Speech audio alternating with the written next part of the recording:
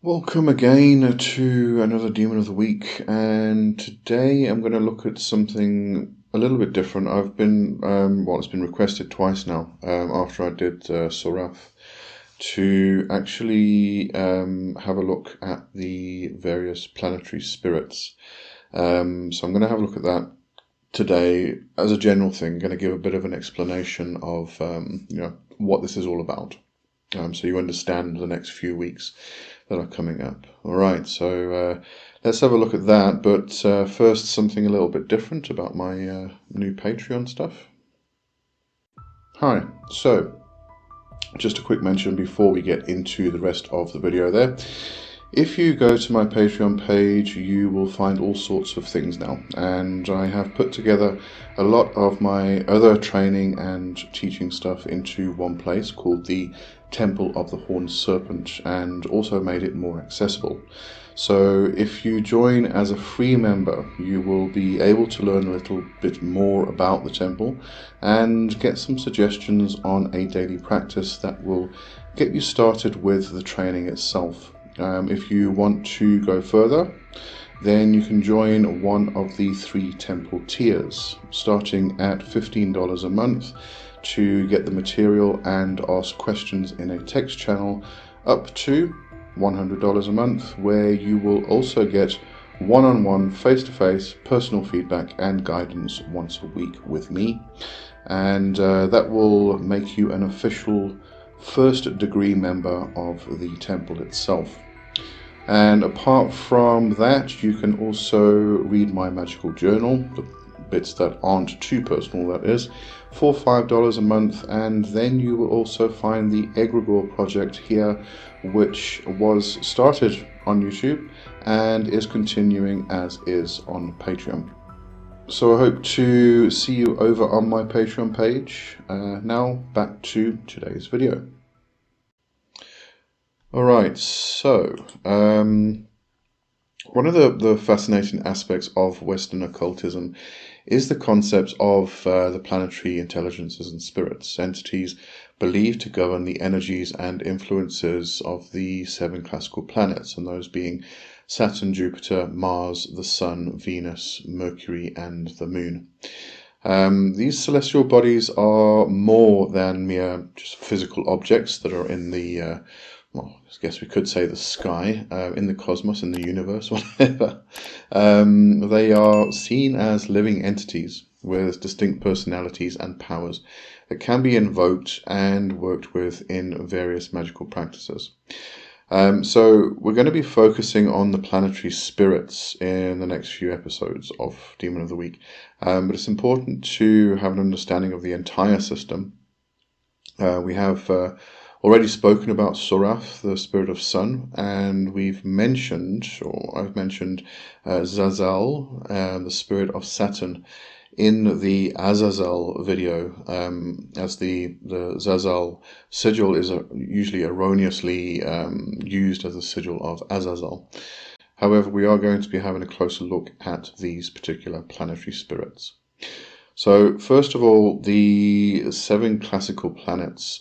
These are rooted in ancient astronomy and astrology, each associated with specific qualities and deities in Greco-Roman tradition. However, we know that the planets were deified in a variety of traditions and mythologies, the Hindu Navagrahas, for example. But just to have a look at a very brief idea of what these planets actually cover, what their influences that come across. So Saturn is associated with discipline, limitations, and time. In mythology, Saturn is linked to the god Cronus.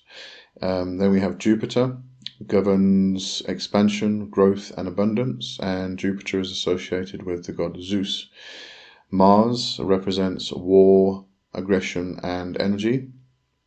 Mars is linked to the god Ares, and then the Sun symbolizes vitality, leadership, and creativity, and the Sun is connected to the god Apollo.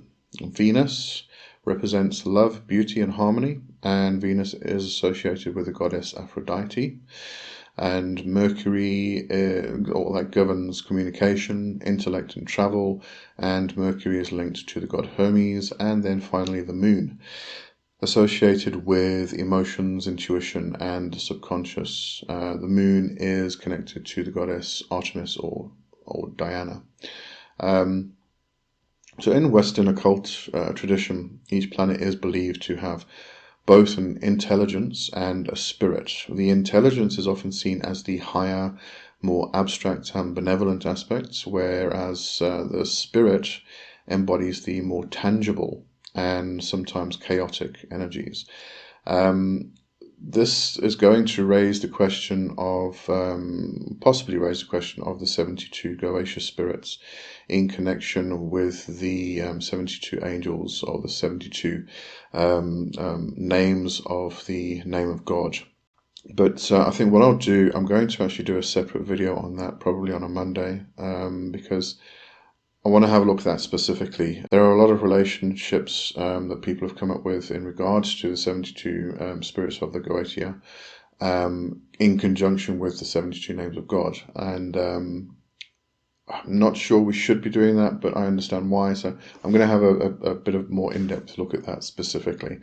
But when it comes to the planetary intelligence and the spirits, this is very much that kind of like almost the angelic, or the, I'm going to say more the celestial and the chthonic spirit that you then bring together, and you know, call in that regard in order to invoke the energies of the planets themselves. Because as I just, I'm just going to repeat what I just said there. The intelligence is often seen as the higher, more abstract and benevolent aspect. That would be your celestial, your angelic entity, whereas the spirit embodies the more tangible aspect or energies, which I see very much as the chthonic spirits, the more terrestrial, like the Goetia spirits. But anyway, carrying on. So if we were to look at the planetary intelligences, these entities are considered the guiding consciousness, or consciousnesses behind the planets themselves. They embody the ideal positive attributes and are invoked for wisdom, guidance, and constructive purposes. For example, the intelligence of Saturn, Agiel, is invoked for discipline and overcoming obstacles, while the intelligence of Jupiter, who is Jophiel, is called upon for growth and wisdom. In comparison to that, we then have the planetary spirits, and these are the more primal active forces associated with each planet. They can be seen as the executors of the intelligences, the intelligences will, the will of the intelligences, more directly influencing the material world. For instance, the spirit of Saturn, Zazel, can be invoked for protection or to banish negative influences, while the spirit of Jupiter, Ishmael, might be called upon for prosperity and good fortune. So in a sense, what we're looking at here is calling the intelligence, which almost calls like the energy of the planet itself, and then the spirit puts it all into action, if that makes any sense. Some people will consider, as an example, the intelligence to be the benevolent aspect, and the spirit itself to be the malevolent aspect. So, you know, the sort of the good versus the bad type of thing, that separation, that duality coming back in. But it really is more of that working into conjunction. The intelligence is the force behind it, the energy of the planet itself, whereas the spirit then puts everything into action, into full physical manifestation. All right, so some historical context and sources. The concept of the planetary intelligences and spirits can be traced back to medieval and Renaissance grimoires, which compiled knowledge from earlier sources, such as Neoplatonism and Hermeticism. Key texts include the Picatrix, the 3 books of occult philosophy by Heinrich Cornelius Agrippa, and the Heptameron, attributed to Peter de Abano. So in these works, detailed instructions are provided for invoking these entities, often involving complex rituals, specific timings, and astrological conditions to align with the planetary energies. These rituals aim to harness the planet's power for various purposes, such as protection, divination, or personal transformation. So what I've done, I've kind of gotten an outline of, an example of how these specific grimoires would go about invoking these energies themselves. So what I've done is I've got the outline, then I go over it again with more specifics, aimed at one particular planet, for instance. So if we have a look at the outline first, we would first have to consider the astrological timing. We choose the appropriate day and hour for the invocation based on the planet's correspondences. Each planet rules a specific day of the week and certain hours of the day. Just to recap, Saturn is Saturday, Jupiter is Thursday, Mars is Tuesday, Sun is Sunday, Venus is Friday, Mercury Wednesday, and Moon is Monday. Now, for the planetary hour itself, you can consult an astrological calendar. There are also some great apps that you can download on your phone for this. Astro Clock is one that I use. So yeah, have a look for those. Specifically the planetary hours for your specific region as well, because it does change where, depending on where you are in the world. Then we go into purification, perform the personal purification rites such as fasting, bathing, and wearing clean consecrated clothing, and then cleanse the ritual space through fumigation, sprinkling holy water, and visualizing the area being filled with light. Then we have a look at the tools and materials, prepare a consecrated altar with symbols and colors corresponding to the planet, create or obtain a talisman or sigil of the planet's intelligence and spirit, gather appropriate incense, candles, and other ritual items associated with the planet. So this is quite important. This is almost creating an invocation of the energy itself. You are dressing you can dress the entire room as well, but the altar specifically with the colors of the planet and particular symbolism, the sigils, the talismans, all of that stuff. So as many things as you can possibly get to represent the planet, and then it helps with invocation processes. So the invocation ritual itself, we start by opening the circle. So we cast in the case of the grimoires, a protective circle around the ritual space to create a sacred and safe environment. Call upon the four elements and their guardians to aid and protect the ritual. And in this case, yes, you probably would work with a circle, because you're going to create a sacred space in a particular physical area that you're working in order to call in the energies, invoke the energies, work with them that way rather than going to them. So bring them to you to create a sacred space, which is a bubble, which is kind of sort of shifted and removed from the profane type of thing. Then consecration of tools, usually done beforehand, but the consecration of ritual tools and materials using prayers, anointing with oil, and fumigation with incense, focus on aligning these items with the planetary energies. As I said, it's usually done, consecration of the tools is usually done beforehand, but during the ritual itself, after you've opened the circle, then you may want to do a particular consecration which aligns the ritual tools with the planetary that you're working with at that particular time. Then invoking the planetary intelligence and spirits. So you begin with a prayer or invocation to the planetary intelligence, acknowledging its higher benevolent nature. For example, for Jupiter, invoke Jophiel with a respectful and reverent tone. Follow with an invocation to the planetary spirit, addressing its more active and tangible qualities. For Jupiter, this would be Hishmael. And then you do your petition and offerings. So state your intention clearly, explaining the purpose of the invocation and what you seek from the planetary intelligence and spirit. Then offer appropriate items such as incense, food, or other symbolic gifts to honor the entities and gain their favor. Then do some kind of meditation and visualization. So enter into a meditative state, visualizing the planet and its associated qualities. See yourself surrounded by the planet's energy, feeling its influence permeate the space. Hold the talisman or sigil, focusing on channeling the planetary energy into it.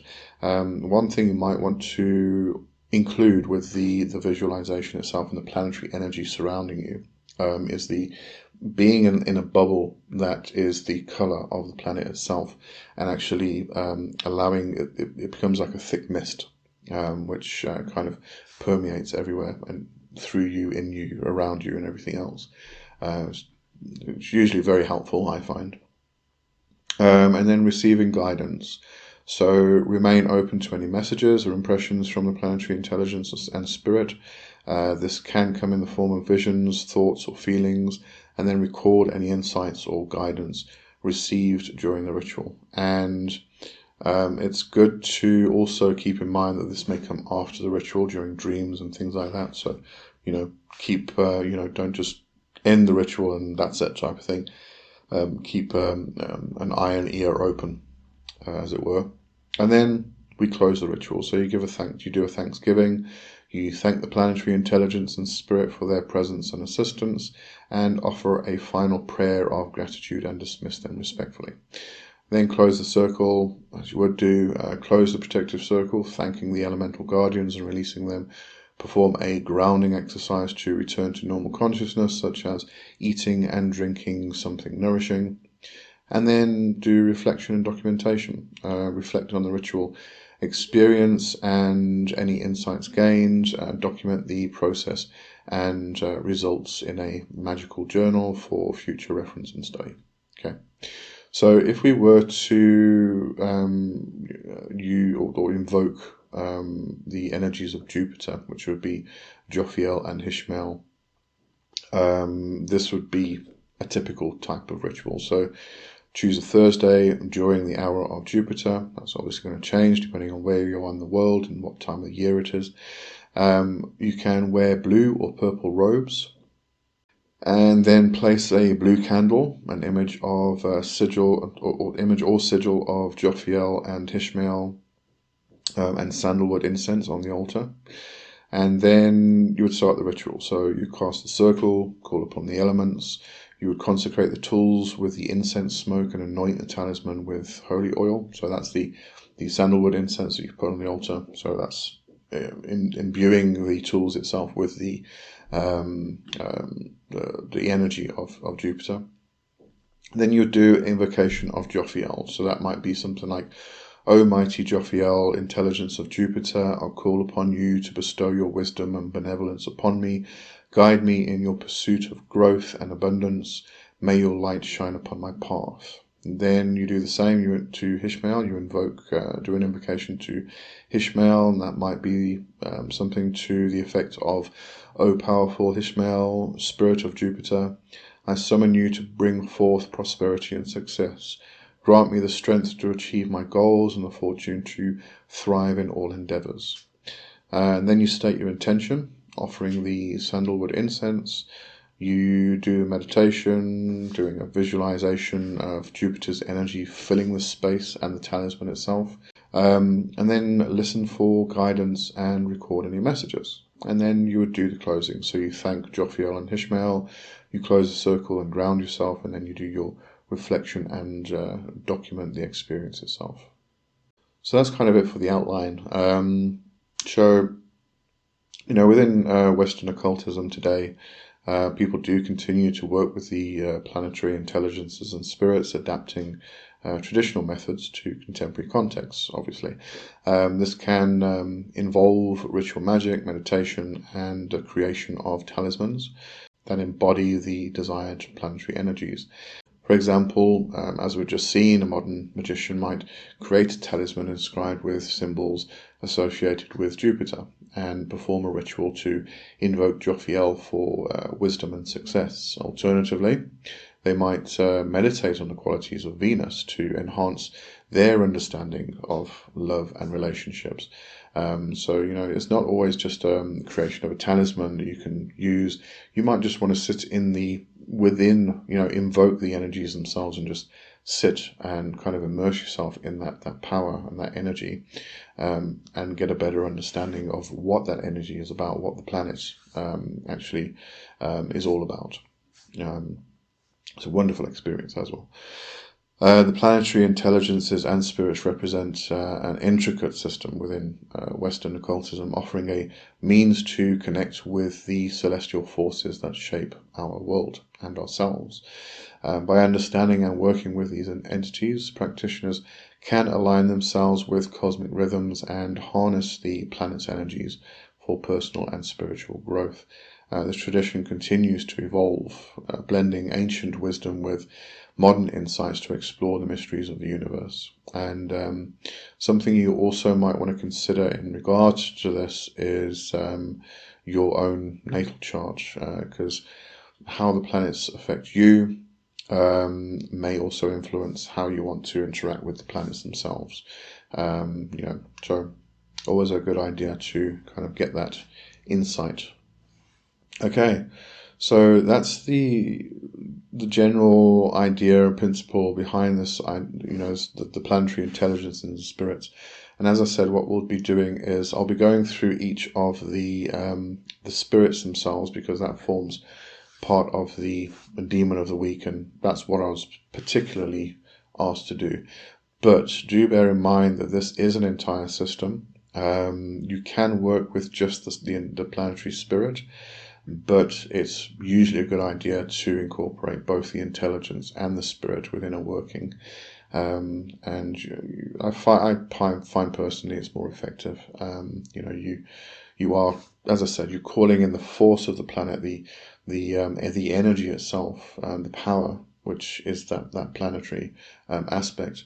And then you're using calling the planetary spirit to actually guide that power into a particular thing which you are wanting to manifest in your life. So yeah, both would be a good idea to work with. All right, so that is that for this week, and I'll see you next week with the first of the planetary spirits. Have a good one until then. Cheers for now. Bye bye.